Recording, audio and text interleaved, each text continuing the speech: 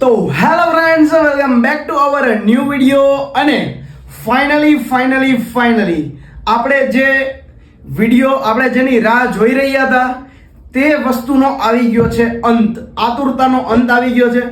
શેની રાહ જોતા હતા?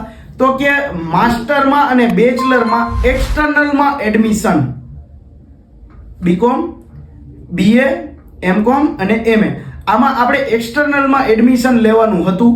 પણ અત્યાર સુધી છે હજી કાંઈ અપડેટ આવેલું નહોતું. પણ ફાઇનલી આપણે છે સાઇટ ઉપર આપણને મસ્ત રીતે આપણને અપડેટ આપી દીધું છે કે આટલી તારીખથી છે એ તમે ફોર્મ ભરી શકશો. આટલી તારીખથી બધી માહિતી આપણે જોઈ શકીએ. તો ચાલો, સૌથી પહેલા આપણે અહીંયા શું કરવાનું છે તો કે સૌથી પહેલા ક્રોમ બ્રાઉઝરમાં આવી જવાનું છે. ક્રોમ બ્રાઉઝરમાં છે આવી અને તમારે અહીંયા સર્ચ મારવાનું છે exam.saurashtrauniversity.edu. exam.saurashtrauniversity.edu એ વેબસાઇટ ઉપર તમે જાશો એટલે આ પ્રકારનું વેબસાઇટનું આપણે લોગિન પેજ ખુલશે.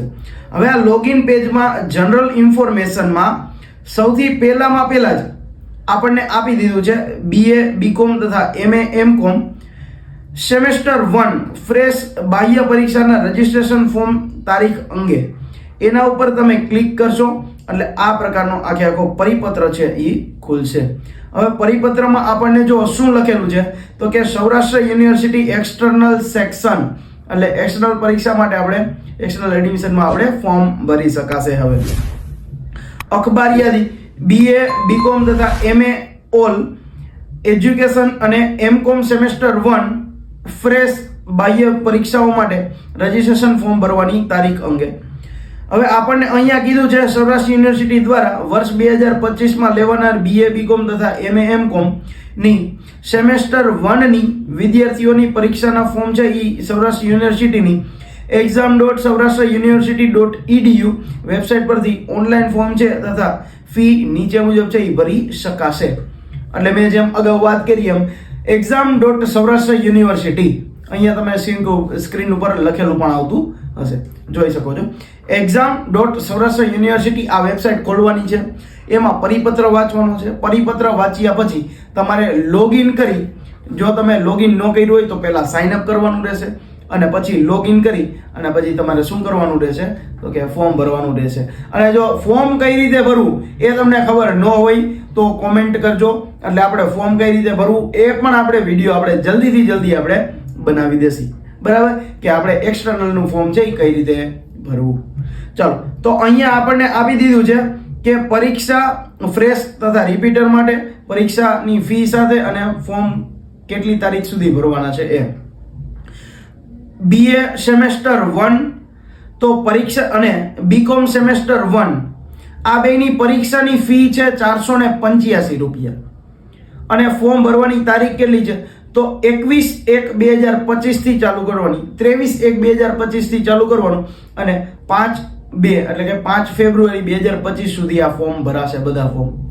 પછી આમાં આપણને એમએ ઓલ એજ્યુકેશન સેમેસ્ટર 1 અને એમકોમ સેમેસ્ટર 1 એમના પરીક્ષાની ફી છે 850 રૂપિયા અને 5/2 એ પણ 5/2/2025 સુધી ભરાશે. અહીંયા આપણને લખેલું છે બીએ તથા બીકોમ અને એમએ તથા એમકોમ વિદ્યાર્થીઓએ 5/2 સુધીમાં મોડામાં મોડું તેમના લોગિનમાંથી ઓનલાઈન પરીક્ષા ફોર્મ છે અને નિયત ફી ભરવાની રહેશે, જેની ખાસ નોંધ લેવી. દરેક વિદ્યાર્થીઓએ પરીક્ષા fee plus GCAS registration fee, પરીક્ષા ફીની સાથે GCAS રજિસ્ટ્રેશનની 300 રૂપિયા ફી આવે એ એક્ઝામ ફીની સાથે જ ફરજિયાત ભરવાની રહેશે. આ એક ધ્યાન રાખજો. બરાબર, તો આ હતી આપણી કરંટ ઇન્ફોર્મેશન કે આટલી વસ્તુ છે એ આપણે ધ્યાનમાં રાખવાની છે. કઈ વસ્તુ ધ્યાનમાં રાખવાની તો કે ભાઈ બીએ, બીકોમ ને એમએ, એમકોમ બરાબર પરીક્ષાની ફી કેટલી છે તો બીએ, બીકોમમાં છે 485 રૂપિયા, એમએ, એમકોમમાં છે 850 રૂપિયા. પરીક્ષાની તારીખ કે ફોર્મ ભરવાની તારીખ છે 23/1 થી ચાલુ થશે એટલે આજથી ચાલુ થશે અને 5/2 એટલે 5 ફેબ્રુઆરી સુધી છે એ ફોર્મ ભરી શકાશે. તો વિદ્યાર્થી મિત્રો વહેલામાં વહેલી તકે તમે ફોર્મ ભરી દેજો. માંડ આપણે અપડેટ આવ્યું છે તો આમાં જવા ન દેવાય, ફોર્મ ભરી લેવાય. બરાબર. ઘણા બધા વિદ્યાર્થીઓની અથવા તો ઘણા બધા મિત્રોની આપણા કોમેન્ટ આવી હતી, ઘણી બધી કોમેન્ટ આવેલી હતી કે સર આપણે એક્ઝામના ફોર્મ ક્યારે ભરાશે, એડમિશનના ફોર્મ એક્સટર્નલના ક્યારે ભરાશે. તો ફાઇનલી આપણે અપડેટ આવી ગયું છે અને હવે ફોર્મ આપણે ભરી શકીએ. ફોર્મ કઈ રીતે ભરવાનું તો એ હું તમને અત્યારે જરીક કહી દઉં. અહીંયા લોગિન છે, તો લોગિનમાંથી તમારે છે અહીંયા તમારા મોબાઈલ નંબર નાખવાના અથવા તો ઈમેલ આઈડી અથવા તો યુઝર નેમ તમે જે રાખ્યું હોય એ નાખવાનું રહેશે અને અહીંયા પાસવર્ડ નાખવાનો રહેશે. જો આ એક પણ વાર તમે કર્યું ન હોય તો તમારે શું કરવાનું રહેશે, અહીંયા સાઇન અપ બટન ઉપર ક્લિક કરવાનું રહેશે. સાઇન અપ બટન ઉપર ક્લિક કરો એટલે આખે આખું આપણે રજીસ્ટ્રેશન કરવાનું થશે. રજીસ્ટ્રેશન કરી લ્યો પછી એમાં તમે યુઝર નેમ, આઈડી, પાસવર્ડ તમે જે રાખો એ અહીંયા લોગિનમાં તમે કરી શકશો. લોગિન કરી અને પછી એક્સટર્નલ એમાં હોય એમાં ક્લિક કરી અને તમે ફોર્મ તમે ભરી શકશો.